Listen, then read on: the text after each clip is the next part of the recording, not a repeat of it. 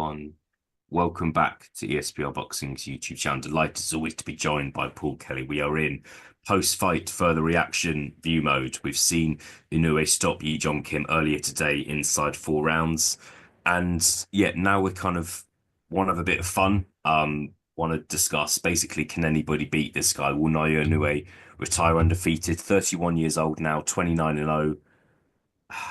He's obviously had that close-ish fight against Nonito Donaire a few years ago, the first time, demolished him in the rematch.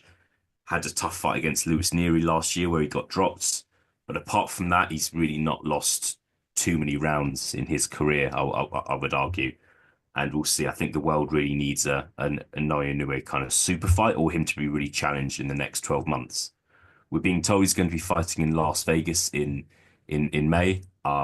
And possibly going to be fighting at Medvedev later this year. However, we're not going to talk about either of those fights. We're going to talk about some fights that may never happen. Paul, good to speak to you. Gonna throw a few names at you and just want to know your opinion on would Inoue stay undefeated against these guys or would he lose? Interested to get your opinion. The first one, Junto Nakatani, WBC bantamweight champion, just one weight below Naoya Inoue. Could Inoue move down to fight him? Quite possibly. Would Nakatani come back up? Possibly. But that would be, look, surely possibly the biggest fight in Japanese boxing history. Would Nakatani beat him? Like, Nakatani, very big for the weight, very tall, very long arms, can punch himself. What was happening in that fight for you? Yeah, mate, that's a fight I'd love to see. I think I speak on behalf of a lot of boxing fans saying that they'd like to see that fight. If Inoue is to hang about around this division and not maybe move up to featherweight, then that's probably the fight at the forefront. I'd want to see that fight over any others that you've mentioned there, as you mentioned at Super Bantam. But the Nakatani fight, to answer your question, I would still back Inoue to beat Nakatani. I think Nakatani's a big puncher, obviously. As you mentioned, those dimensions, he maybe even be the bigger man in there. Um, but I just think that when you get in there with a Inoue, it's a whole different ball game. Like I kind of look back to a couple of fights, and like I thought Stephen Fulton stylistically had a good chance of beating Inoue. Boy, was I wrong. Um, a lot of other fighters, you go in there, you think, oh, here he's got a decent chance. Actually, I know Inoue is this kind of untouchable beast down at those weights, but you do think, you look at the stylistic and you're like, oh, he maybe does have what it takes to beat him, and Nakatani is probably, you wouldn't surprise me if a lot of people backed him to win that fight against Inoue. I just think that switched on Inoue. Like I think today maybe he was a little bit reckless because he, as I said in the reaction video, that he knew that nothing was really coming back. With all due respect to Kim, but against Nakatani, he knows he would have to be on his A game because if he isn't, Nakatani could stop him, could hurt him. But right at this moment in time, mate, I'm still backing Inoue to win that. I don't think there's anything I could sit here and say Nakatani is 100% better than Inoue at. So for that reason, I'd still be backing Inoue to win that, and I would probably back him to win it via late stoppage. Yeah, interesting. Yeah, it's a fight we've got to see. Surely, I just think that it's a fight that it would just be so big for Japanese boxing. And it's a fight that I just think makes sense. We're not talking about kind of there's been rumors or talk about what would happen if Naoya Inoue fought Gervonta Davis in the past, and it's not one of those situations where someone's jumping up too many weight divisions. Nakatani looks he's very tall for the weight, and you kind of I just really think it could and should happen, and I really hope it does. Um, yeah, we'll see. Look, I think it's going to happen this year? Probably not, but I really hope it happens next year. Of all the fights we're going to be discussing, that's the fight that I really want to see personally. So we shall see. I want to talk about this move up to featherweight, Paul. I don't know about you, but it feels like talk has maybe quietened down about Inoue moving up to featherweight. His next two fights, it sounds like are going to be at super bantamweight. Before we move on to some featherweight names, where's your head at with when the move up to featherweight will happen, or if it will ever happen? Um, I think it could happen before the end of the year. I think it could happen maybe his last fight. Say if he was to fight again, as you mentioned, in what May time, and then he was maybe to fight at the end of the year. Could that fight at the end of the year be one that would happen in up at 126 pounds? Could see it, gun to my head, I'm probably going 2026, to be honest. With Inoue, I think, as you mentioned, it's kind of been alluded to that he might have another two fights at 122 against perhaps a couple of those names as we've already discussed. But in terms of the move to featherweight, yeah, I'd love to see it. I want to see it. Beyond featherweight, I don't think I would ever want to see him go beyond that. I'm sure we'll come on to it, maybe a couple of fights, potential fights at featherweight now. But yeah, featherweight, I definitely want to see the move happen. I think he can win a world title at featherweight. Um, but in terms of timeline, I wouldn't be surprised if it happened at the end of the year, but more likely early 2026. Yeah, no, we'll see. I think that I don't think Inouye's personally. I don't think Inouye's going to move up just for the sake of it. I think he's going to move up when it's right for him. So we'll see. We'll see what his options are over the next year or so. We will discuss what would happen if he was to move up to featherweight. It's really exciting just because I feel like remembering Inoue started his career at light flyweight.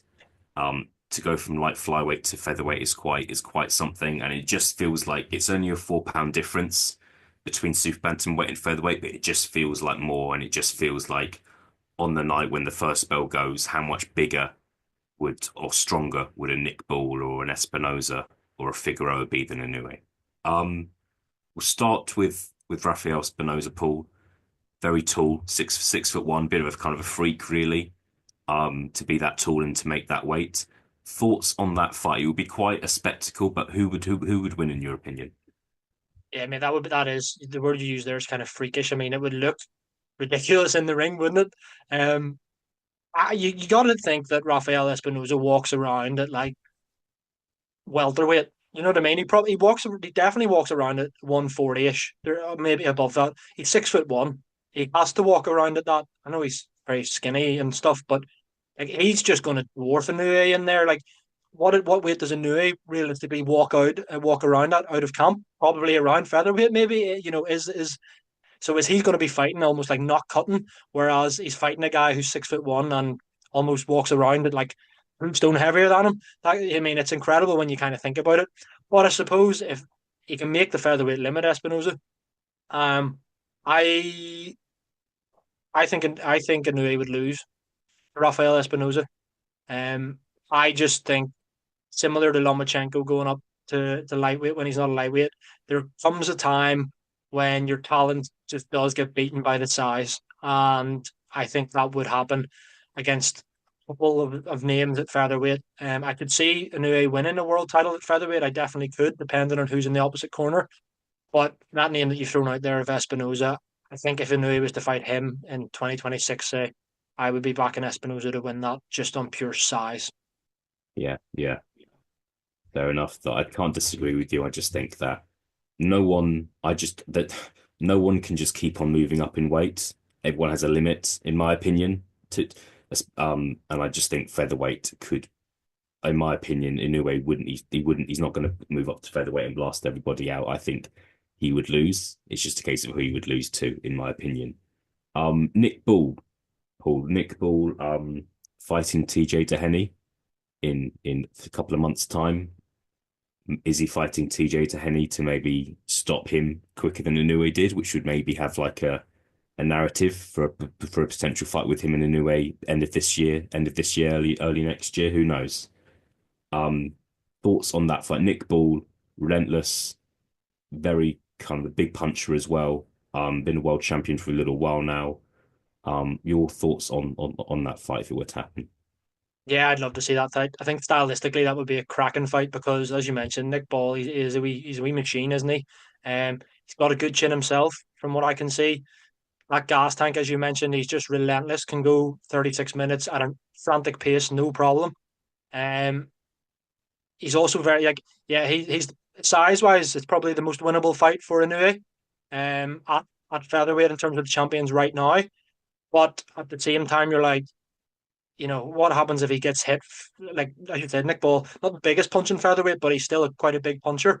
Can Inoue hold the shot at featherweight? These are questions that we don't know the answers to, and we're just pure speculation. Um, I I'm not gonna. Unfortunately, you might have thought I was gonna back Nick Ball, and you know me. If the fight was maybe to happen in 2026, my mind might have changed. But right here, right now, I would think that's maybe the most winnable fight out of the champion perhaps maybe Angelo Leo as well. For Inoue, I think right here, right now, I would back Inoue to win that fight, but I don't think he would stop Nick Ball. Maybe go the distance.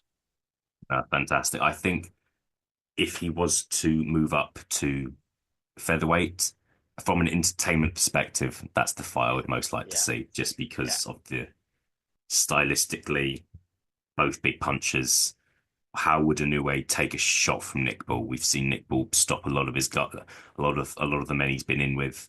Um, Battered Ronnie Rios back in October, and I remember we were watching that fight together, weren't we? Over 10 rounds. Final one from me, Paul, and I think this again. I'll kind of go first here. I think this was one of the guys who would beat Inoue. Brandon Figueroa faces Stephen Fulton in a rematch next week as well. Um, Give us your opinion. I just personally, I'm a big fan of Brandon Figueroa. I think he won the first fight against Stephen Fulton, so should still be undefeated. I just think he's got the kind of the physique to beat Inoue as well as the style. But give us your opinion, please. yeah. He's one of the names I would also be backing to beat Inoue. I'm very high on Brandon Figueroa. I think he's arguably the best featherweight in the world. Um, Whether or not he'll get on unifications or whatever in the coming years against the likes of Espinoza, another fight I would like to see. Again, a massive featherweight. He's a big lad. Um, I see him beating Stephen Fulton. And then, yeah, if that, so then if he's the full WBC champion and the new was to fight him for the belt in what, the end of the year, start of next year, I'd be backing Figueroa to win that fight, I think. Stylistically, as you mentioned, he's got the style to beat Inoue, got the size to beat Inoue. Tell you what, I wouldn't write off a Brandon Figueroa stoppage there. I think Brandon Figueroa is quite a big puncher at featherweight. Not saying that he will definitely stop him, that's my prediction, but I just would not rule it out. Yeah, yeah, fantastic. All right, it's been fun, Paul. I think, look, I hope we see some of these fights. I just think I'm a big fan of Inoue. It's always a bit of not a novelty when he fights. I just think for us here in the UK, we're used to fights on Saturday night, sometimes Friday night. But with him, it's a Friday morning or it's a Tuesday morning. So I think he offers something different for UK fans, and he's accessible. He's on a big platform in Sky Sports as well. However, at the age of 31, he hasn't had a super fight yet, in my opinion.